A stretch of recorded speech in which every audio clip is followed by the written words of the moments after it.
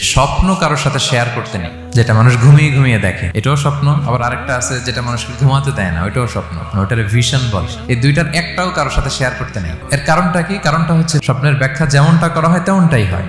আপনি একটা স্বপ্ন দেখলেন, একজনকে একটা বললেন, সে হুট করে একটা ব্যাখ্যা দিয়ে দিল, ওইটাই হয়ে যাবে। এটা আপনার জন্য ভয়ঙ্কর হয়ে যেতে পারে। এক লোক এসে মুহাম্মদ ইবনে সিরিনকে বলল যে আমি দেখলাম আমার ছেলে পানি খেতে খেতে পেটটা এত বড় হয়ে গেছে।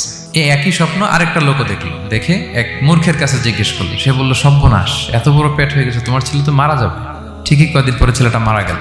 আর একই স্বপ্ন দেখে এই লোক মুহাম্মদ ইবনে সিরিনকে জিজ্ঞেস করেছিল, উনি বলেছেন যে তোমার ছেলে তো অনেক বড় আলেম হবে। ঠিক তাই হয়েছে, ওই ছেলে অনেক বড় আলেম হয়েছে। এই ভিশনও শেয়ার করা যাবে না কারোর সাথে। বিশাল বড় একটা কিছু প্রজেক্ট নিছেন, শুরু করার আগে আপনি বলে ফেলছেন, শেষ, আর এটা হবে না। দেখবেন যে এখান থেকে কনস্পিরেসি, ওইখান থেকে শত্রুতা, ওইদিকে এটা করছে ওইটা করছে, আপনি আর আগাতেই পারবেন না।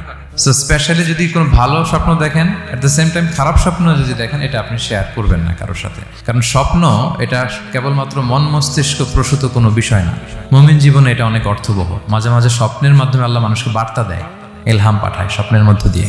যার জ্ঞান নেই বা ব্যক্তিগত জীবনে পাপী, ভালো মানুষ নয় বা হিংসুক টাইপের, এদের কাউকে আপনার কখনো স্বপ্ন শেয়ার করবেন না। ভালো স্বপ্ন দেখলে শুকরিয়া করবেন আল্লাহর, আলহামদুলিল্লাহ, আল্লাহ কবুল করো।